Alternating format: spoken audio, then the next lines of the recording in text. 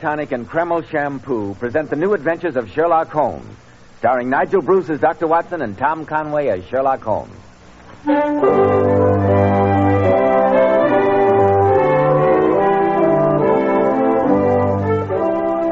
Well, once again, it's time to keep that weekly date with our old friend and genial host, Dr. Watson. I'm sure he's expecting us, so let's join him, shall we? Good evening, Dr. Watson. Good evening, Mr. Bell. As you can see, I'm quite ready for you. The crackling fire in the grate, some port in the decanter over there, and although I smoke a pipe myself, I think you'll find those cigars rather special. All the fixings for a session of storytelling, eh, Dr. Watson? Well, which particular Sherlock Holmes adventure have you selected for tonight? A story that I call The Strange Case of the Persecuted Millionaire. Sounds promising. In some respects, my boy, I think it was one of the oddest adventures we ever had. It was a case in which Sherlock Holmes narrowly prevented a shocking tragedy, and yet, at the conclusion of the affair, he appeared in a most unusual role. The role of a rather lean and elderly Cupid. This I've got to hear. But before you begin, Dr. Watson, do you mind if I... Have a word with our listeners? Of course not, Mr. Bell, of course not. Men, neat-looking, well-groomed hair does so much to give a man that air of success, to say nothing of adding to his good looks. And I'm sure you'll be interested in hearing more about this modern trend in hair grooming, which has become such a nationwide favorite. It's called Kreml Hair Tonic. This highly specialized hair tonic contains a combination of hair grooming ingredients which is found in no other hair tonic. Yes, that's exactly why Kreml gives a man's hair such a natural, well-groomed look and keeps it in place longer. Keeps every lock in perfect order from morning till night. Yet Kreml never gives hair that cheap, greasy, patent leather look. Kreml keeps hair looking mighty handsome with a rich, healthy-looking luster. Yet it always feels and looks so clean on your hair and scalp. Men, if you aren't already using a hair tonic, try Kreml. If you're using some other hair dressing, change to Kreml. Just see if your hair doesn't look much better than it ever did before. Better groomed, better looking. Kreml, Kreml Hair Tonic. Now, Dr. Watson, I want to hear about the strange case of the persecuted millionaire. Well, Mr. Bell, that adventure began in Baker Street on a gray November day at the turn of the century. Sherlock Holmes and I had just finished our lunch, I remember, and were sitting each side of a blazing fire just like you and I are tonight. The great man, his feet thrust out before him, was lying back in his chair, his long, thin hands locked behind his head, and a curved pipe jutting out the corner of his mouth was emitting great clouds of gray-blue smoke. After a few moments, I noticed that he was gazing at my boots with very marked attention. But why Turkish, Watson? The boots are English. I got them at Latimer's in Oxford Street. And not the boots, the bath. Why the relaxing and expensive Turkish bath rather than the invigorating homemade article? Oh, because for the last few days I've been having some nasty twinges of rheumatism. By the way, I'm sure the connection between my boots and a Turkish bath is perfectly obvious to you, Holmes, but I'm completely mystified. You're in the habit of doing up your boots in a certain way. I observe that on this occasion they're tied in a double bow. You have, therefore, had them off. Who has retied them? A bootmaker or the boy at the Turkish bath? But your boots are nearly new. Then what remains? The bath.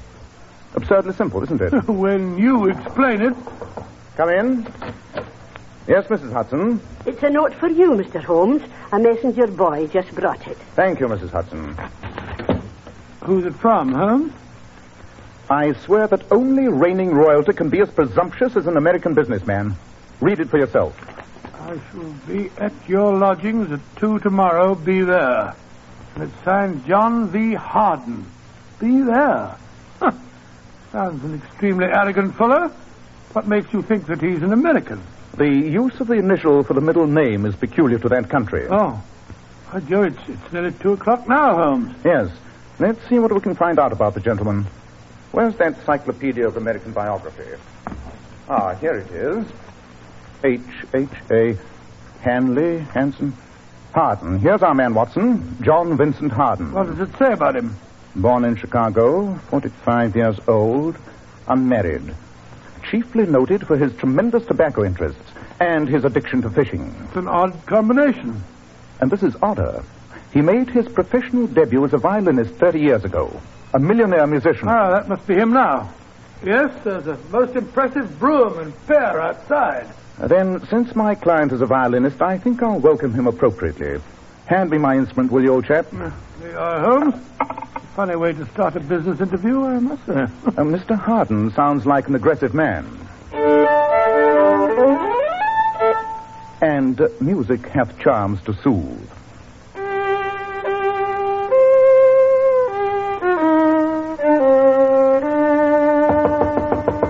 Come in. Mr. Harden to see you, sir. Thank you, Mrs. Hudson. Come in, Mr. Harden. I'm Sherlock Holmes, and this is my friend and colleague, Dr. Watson. How do you do, sir? How do you do? If we're to do business, Mr. Holmes, for heaven's sake, put that violin away. I heard you scraping away as I came up the stairs. So you don't care for my friend's playing, sir? I don't care for anyone's playing. I loathe the fiddle. Curious. I was under the impression... Listen, Mr. Holmes, I haven't come here to discuss your musical impressions. I've come here to talk about my personal safety and my sanity. Then pray talk about it, Mr. Harden. I'm being persecuted. Somebody's trying to drive me crazy. Oh, really? Just what form does this persecution take, Mr. Harden? Yeah, it began about a month ago. My horse ran away in Rotten Row and threw me. Maybe it was an accident, maybe not. I've heard of burrs under saddles. And then, last night... Something else happened? Someone destroyed Methuselah. Methuselah? An old retainer of yours, Mr. Harden? Or a pet? No. Methuselah was the finest, largest, oldest tarpon ever caught. A stuffed fish? You asked Sherlock Holmes? Quiet, Watson. I'm sure that a great deal more lies behind this. Please continue, Mr. Harden. Everything was going fine, Mr. Holmes, until these persecutions started. Early this year, I bought a fine old house in Cavendish Place. I'm engaged to be married to Alicia Edwards, the Honorable Alicia Edwards. She's Lord Brentwood's daughter. My life was perfect until I began to get these notes. What sort of notes, Mr. Harden? They kept turning up in odd places. In my coat pockets, under my pillows at night. I found them on the upholstery of my carriage. You brought these notes with you? Of course. All in the same handwriting, and all the messages seem to have the same theme. Oh, what do they say, Holmes? The first one says, you thought he had no one to avenge him, didn't you? And this one says, you murdered him, you will pay for it.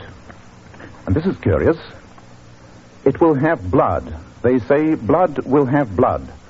That quotation is from Macbeth. Oh, then that means the note was written by an Englishman. Not necessarily, Watson. It's possible that they've heard of Shakespeare in America, you know. Oh, yes, I suppose they might have.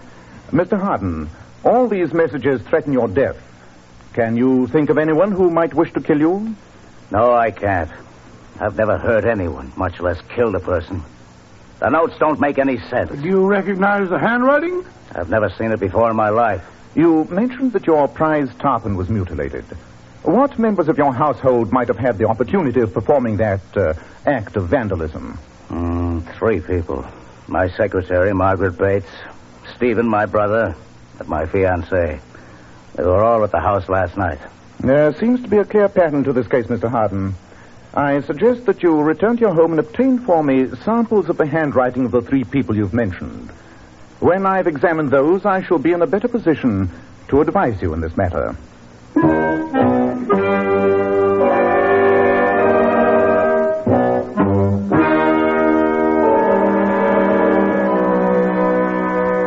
Holmes, you've spent 3 hours with a magnifying glass and those samples of handwriting that Mr. Harden brought back. Have you found the clue? Nothing positive, Watson. It's quite curious. The handwriting of the threatening note seems to be that of a male with an American education. Oh, why do you say that? Observe this note. Who dies unavenged can never sleep with honor. You'll notice that honor is spelt without a U. That's the American way. Then that means that his fiancée didn't write him. She might have deliberately spelt it that way to remove suspicion from herself. No, I'm afraid these samples prove nothing. Then we're no nearer finding out who's responsible. Well, at least we've ruled out an obvious possibility. Come in. Yes, Mrs. Hudson. It's a telegram, Mr. Holmes. Thank you. Yes, sir. Better get your coat and hat, Watson. It's from Mr. Harden? Yes. He says, a worse blow has fallen. Come at once.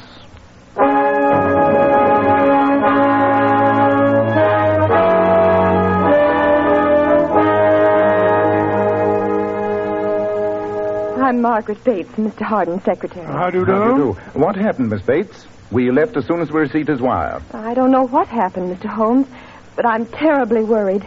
He rushed out here, dictated that telegram, and then went back and locked himself in the study. He says he'll see no one but you. Hello, Margaret. Oh, Stephen, you startled me. What's the matter? Do you think I was listening at the keyhole? Oh. Introduce me to our visitors, won't you? This is Stephen, Mr. Hardin's brother, Mr. Sherlock Holmes and Dr. Watson. How do you do? Sherlock Holmes and his friend, huh? I've heard about you. Don't tell me Brother John has fallen foul of the law. No, sir. He needs its protection, I fear. Don't be too sure. I'm thinking of taking him to court myself on a charge of woman stealing. Your brother a kidnapper? Great Scott. No, Dr. Watson. It's perfectly legal. It's just that I saw Alicia Edwards first, but then, of course, I don't control the Hardin millions. Let's go to the study, shall we, Mr. Holmes? An excellent idea. Perhaps we'll see you later, sir. Perhaps. And don't take John too seriously. Oh, he's hateful. Always making fun of John, his brother. And yet Stephen's never done a day's work in his life. This is the door to the study. Who is it? Mr. Holmes and Dr. Watson are here. Good. Come in. Thank you, Margaret. I'll see you gentlemen later. What form did the new attack take, Mr. Hardin? This time it's theft. My safe was rifled last night. What was stolen, sir? An extremely valuable document. It was the key to my agreement with the British Tobacco Trust. The loss of the paper will represent $1 million to me. But that isn't what upsets me most. Money I can afford to lose, but my sanity is more valuable.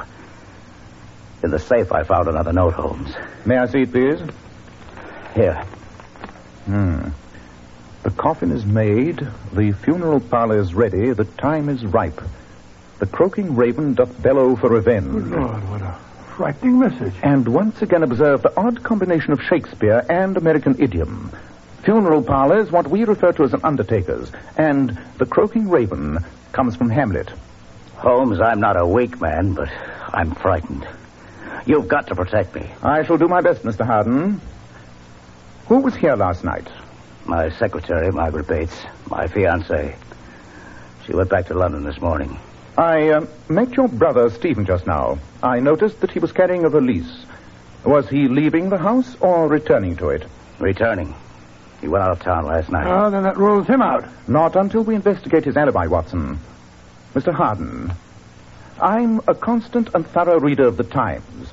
The engagement of a peer's daughter to a prominent American would be striking news.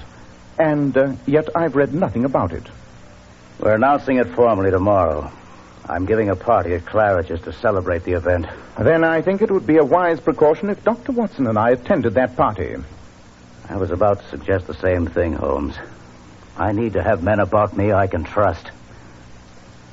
I think this is a deliberate plot to drive me mad.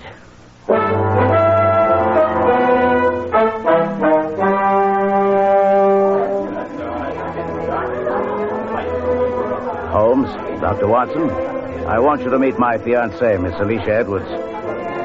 Alicia, my dear. Yes, John. I want to introduce Mr. Sherlock Holmes and Dr. Watson. How do you do? May I congratulate you on your engagement? Yes, indeed. A union between the old world and the new is an encouraging sign of the times. I wish you could convince Papa of that, Mr. Holmes. Whenever he meets John, he always behaves as if he expected him to be wearing feathers and carrying a scalping knife.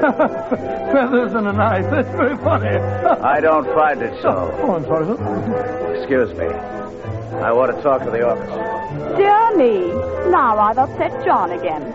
He's ridiculously sensitive. Americans are really rather touchy. And yet you're going to marry one?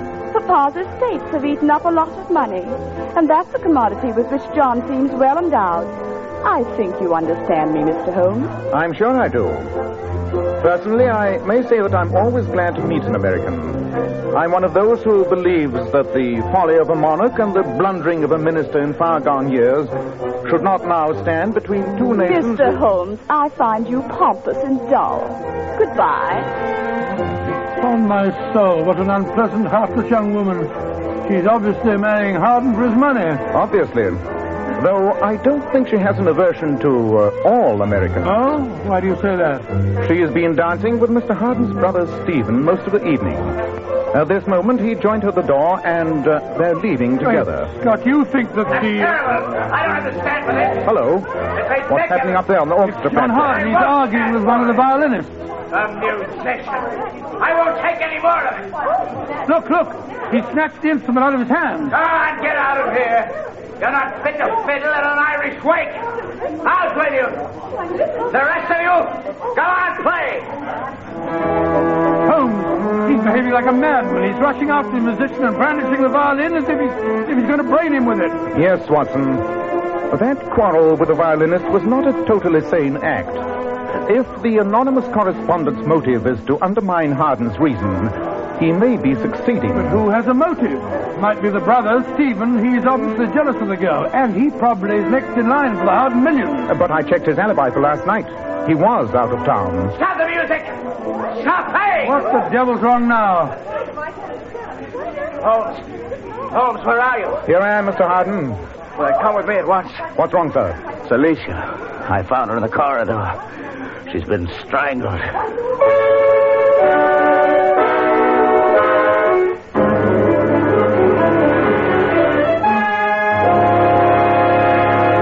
In just a moment, we'll find out what happens next in the strange case of the persecuted millionaire. Hair specialists constantly advise us to take better care of the hair we've got.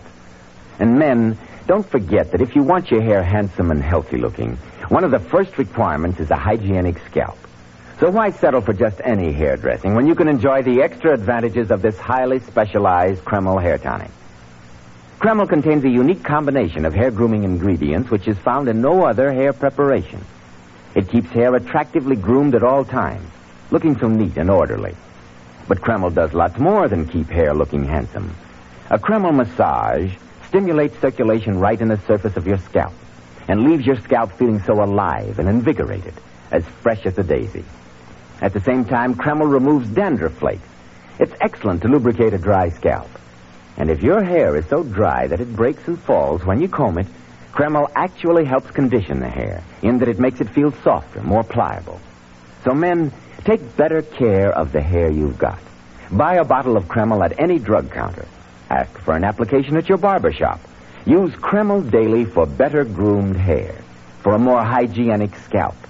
Kreml, Kreml Hair Tonic.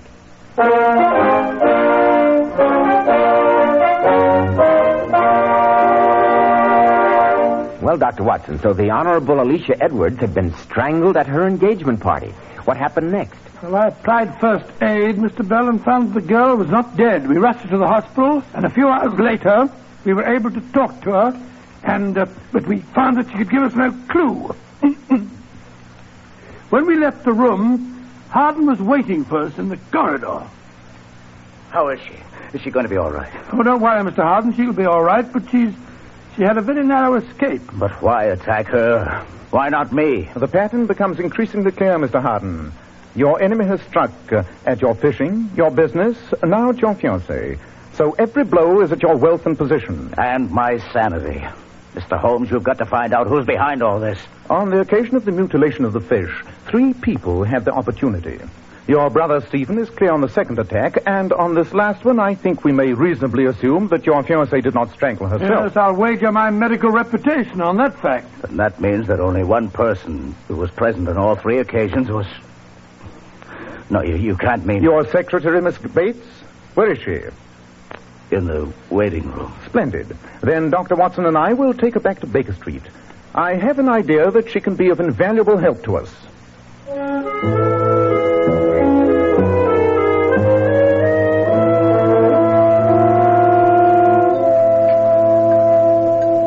A little more tea, Miss Bates? No, thank you, Dr. Watson. Then please go on with your story. As I was saying, Mr. Holmes, I've known John, Mr. Harden, all my life. My father was the Harden coachman. And as I grew up, I thought John Vincent Harden was the most wonderful man in the world. Well, I imagine that he was quite different then, my dear. Very different. He was young and romantic, and he loved music. He took violin lessons, and it turned out that he was a prodigy. I understand that he made his professional debut at the age of 13. Yes, Mr. Holmes. I was only a little girl then. But he used to tell me that he wasn't John Vincent Harden, the heir to the tobacco millions. He was Giovanni Vincenti, the great violinist. Giovanni Vincenti? Odd. Pray continue, Miss Bates. For 5 years, it seemed that he would be a great musician. Then, on his 18th birthday, his father gave him a lecture on his family obligations. Told him that it was his duty to go into the business. John broke his violin across his knee, Mr. Holmes, and he's never played since. Miss Bates, I don't need to be a detective to deduce that you love him. Of course I do. Or at least, I love Giovanni Vincenti. And maybe he's still there. Somehow. Somewhere. Of course. I've been an idiot. A numbskull. What do you mean, Holmes? The case is solved. Come, Miss Bates. We must return to Mr. Harden as fast as we can. I only hope we're not too late.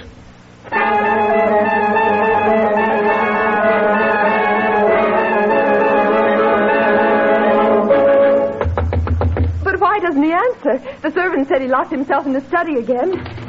The door's locked. I don't like the look of this. Come on, Watson. We'll break it in.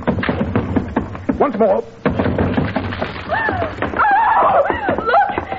Crumpled over his desk. There's a revolver beside him, Holmes. Miss Bates, please leave us. My friend's a doctor. He'll take care of him. He's only wounded. Yes, it's just grazed his scalp. Oh, thank heavens. I'll be waiting outside. Obviously, this was attempted suicide. They finally succeeded in driving him mad. Did they? Read this note lying here. It's in the same handwriting as the other messages. I might try to fool another detective, but not you, Mr. Sherlock Holmes. I admit I shot John Vincent Harden. I'm sure you'll have no difficulty discovering how I escaped from a locked room. Good Lord. You'll observe that the note was written and blotted on this desk. Watson, I'll see to getting Mr. Harden to bed and summoning his own doctor. I want you to return to Baker Street. To Baker Street? Why? Though the case is solved, I have some heavy thinking to do, and I must do it here. So be a good fellow and go back to our lodgings and get me 2 ounces of shag tobacco and my violin.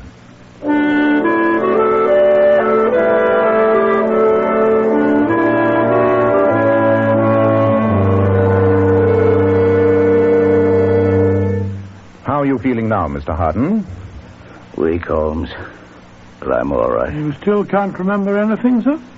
No, I felt half out of my mind since that attack was made on Alicia. They told me she'd be all right. I do faintly remember coming home from the hospital and locking myself in the study. The rest is a blank. What did happen, Mr. Holmes? I'll give you the complete answer very shortly, Mr. Harden. Come on, Watson. Very well. Try and rest, Mr. Harden. You've been through quite an ordeal. I'll try, Doctor. I'll try.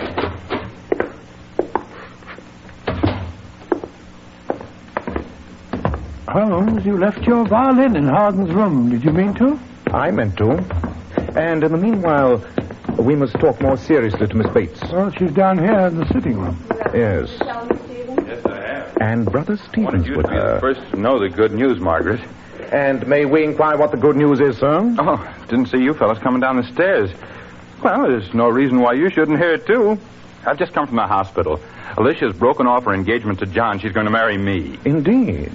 My congratulations. Yes, sir, but I suggest you don't tell your brother the news. He's a very sick man. Oh, I won't. Now, if you'll excuse me, I'm going to celebrate.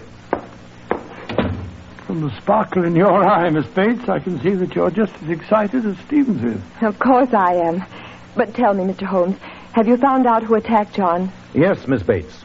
At last I know the name of Mr. John Vincent Harden's enemy. On the incident of the mutilated fish, you or Stephen or Alicia might have been guilty. On the stolen document, you or Alicia. And on the attack on that lady, you or Stephen, which seemed to leave only you. But I was having tea with both of you in Baker Street when John was shot. Precisely. As perfect an alibi as I've ever known. Then no one person was responsible. There must have been accomplices. No, Watson. Oh, sir. Remember another fact. The note, supposedly written after the attempted murder, was blotted at the very desk which the wounded man was slumped over. Isn't it clear? Frankly, no. The persecutor and the would-be murderer of John Vincent Harden is Giovanni Vincenti.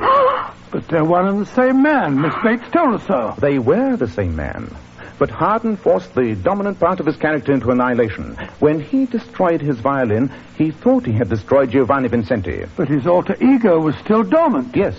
And after the shock of the writing accident in Rotten Row, Giovanni Vincenti emerged, hunting for revenge. You mean that poor John really has a dual personality, Mr. Holmes? Yes, my dear. No one person seemed to have the opportunity of committing all the attacks. But we left one person off our list. John Vincent Harden himself. But why, Holmes? For heaven's sake, why? Giovanni Vincenti struck at the fish, the document, and at the fiancée. All symbols of what Harden had gained for himself. Finally, he attacked Harden's life. But, Mr. Holmes, what will happen now? He's out of his mind. They won't send him to an asylum, will they? I think not, Miss Bates. There's a possibility that this second shock, this self-inflicted wound on the skull, may cure him. Don't you agree, Watson? Yes, I do. It's perfectly possible there'll be a complete reintegration of personality. Listen. It's John, and he hasn't touched a violin for ages. So that's why you left your violin in his room, Holmes? Exactly. Now, Giovanni Vincenti and John Vincent Harden are again one man, one whole and sound man. I trust he may create a new life for himself. And I'm convinced that he has here the woman who will help him.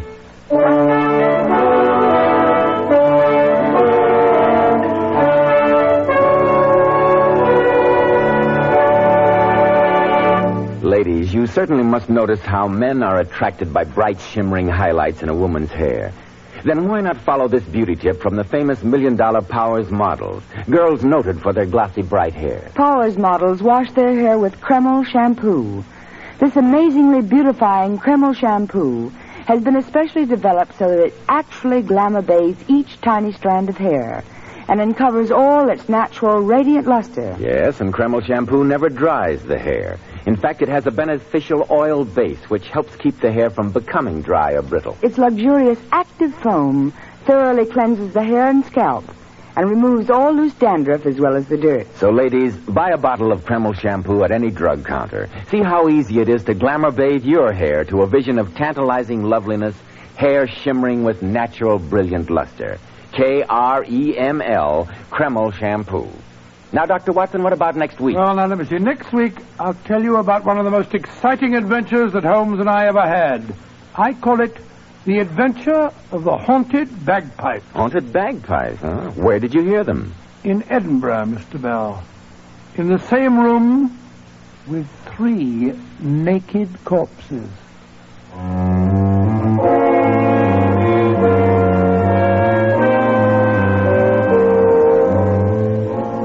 Tonight's Sherlock Holmes adventure was suggested by an incident in Sir Arthur Conan Doyle's story, The Solitary Cyclist. The Sherlock Holmes series is produced by Tom McKnight with original music composed and conducted by Alex Steinert. Nigel Bruce appeared by permission of California Pictures. Tom Conway through the courtesy of Eagle Lion Pictures. This is Joseph Bell speaking for Kreml Hair Tonic and Kreml Shampoo and inviting you to be with us next week at this same time when Dr. Watson will tell us about the adventure of the haunted bagpipes.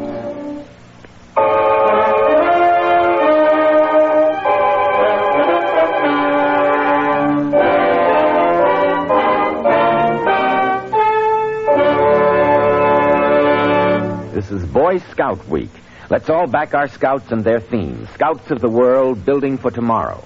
This is ABC, the American Broadcasting Company.